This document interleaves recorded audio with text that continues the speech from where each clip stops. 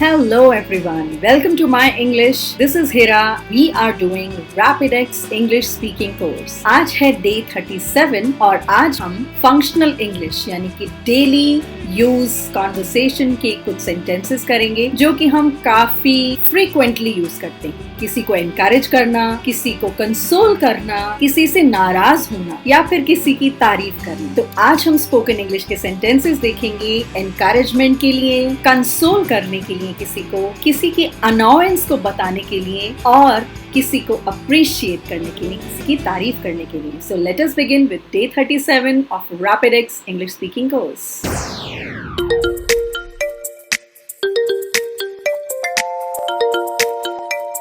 Let's begin with encouragement. विश्वास रखिए, rest assured, चिंता मत करो, stop worrying, बच्चों की तरह मत रो, don't cry like children. तुम्हें चिंता किस बात की है? What's bothering you? मेरी चिंता मत करो. Don't worry about me. डरो मत. Don't be scared. फिक्र की कोई बात नहीं. There is no need to worry. मुझे इसकी परवाह नहीं. I'm not bothered about it. कोई कठिनाई हो तो पूछिए. You can ask me if there is any difficulty. किसी चीज की जरूरत पड़े वह ले जाना. Take whatever you need. आप फिजूल परेशान हो रहे हैं. You are unnecessarily worried. मुझे आप पर गर्व है. I'm proud of you. हिचकिचाओ नहीं. Don't hesitate. कोई हर्ज नहीं. Doesn't matter. Let's come to सांत्वना यानी कि किसी को कंसोल करना. कोई दुख में है और आप उसको सांत्वना दे रहे हैं, कंसोल कर रहे हैं. बड़े अफसोस की बात है. It's a pity. It's very sad. उसे सांत्वना दो. Console him. संसार का कुछ ऐसा ही नियम है. That's the way things are. ईश्वर की यही इच्छा थी. It was God's will. जिस कष्ट का इलाज नहीं हो सकता उसे सहना ही पड़ता है. What cannot be cured must be endured. ईश्वर पर भरोसा रखो, संकट टल जाएगा. Have faith in God. Misfortune will pass. ईश्वर तुम्हें इस गहरे धक्के को सहन करने की शक्ति दे. May God give you the strength to bear this terrible blow. हम अपनी संवेदना प्रकट करते हैं. We offer our condolences. हम उसके पिता के देहांत पर दुखी हैं. We are deeply grieved at the death of our father. नाराजगी यानी कि annoyance. आप अभी तक काम में क्यों नहीं लगे? Why haven't you begun the work yet? Or why haven't you started the work yet? आप मेरी बात को क्यों काटते हैं? Why do you contradict me? आप मेरी ओर क्यों घूरते हैं? Why do you stare at me? आप बेकार गुस्सा हो रहे हैं. You're angry for nothing.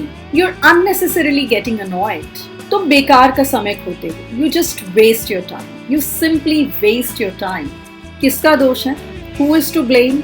क्या मैंने आपको चोट पहुंचाई है? Have I hurt you? कैसी शर्म की बात है. What a shame. मैं ये विश्वास नहीं कर सका कि तुम ईमानदार नहीं हो. I couldn't believe that you're not an honest person. मैं किसका विश्वास करूं? Whom can I trust? ये मेरा कसूर नहीं था. It was not my fault. दरअसल ऐसा गलती से हो गया. Actually, it was done by mistake. उसने नाक में दम कर रखा है. He is a nuisance. उसने मेरे विश्वास को ठेस पहुंचाई. He has let me down. Let down is also a phrasal word. मुझे उससे चिढ़ आती है. He irritates me.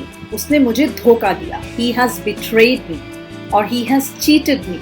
किसी की प्रशंसा करना, affection express करना. तुमने बड़े साहस का काम किया है. That was very brave of you.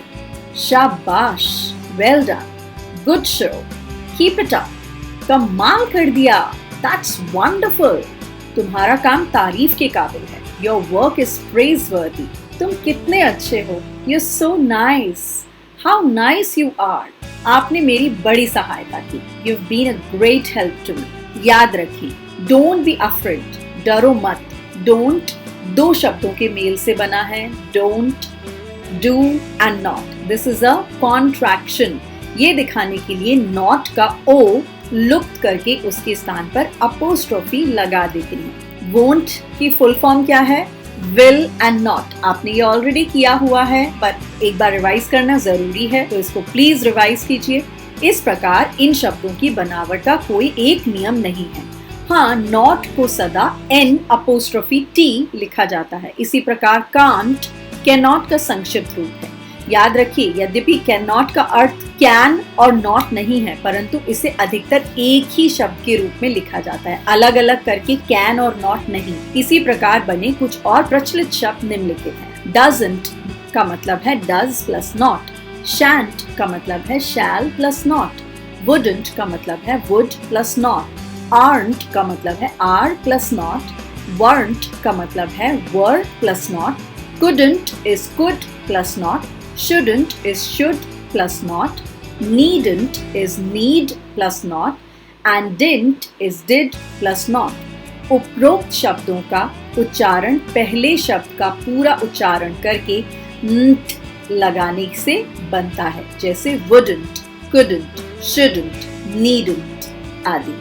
तो कीप प्रैक्टिसिंग। इंग्लिश लिखी हुई बोलने के साथ साथ खुद बोलने की भी प्रैक्टिस कीजिए। This is a day of encouragement, तो आपको भी एनकरेजमेंट की जरूरत है। अगर कोई फ्रेंड नहीं मिलता तो आईने के सामने बोलिए, प्रैक्टिस करिए, अपनी हेजिटेशन को निकालिए। जब तक आपकी हेजिटेशन नहीं निकलेगी आप फ्लुएंटली कैसे बोल पाएंगे? Do practice, keep learning, and one day I am sure you will be able to speak English fluently. कल फिर मिलते हैं डे 38 के साथ. Till then, take care and God bless. Bye.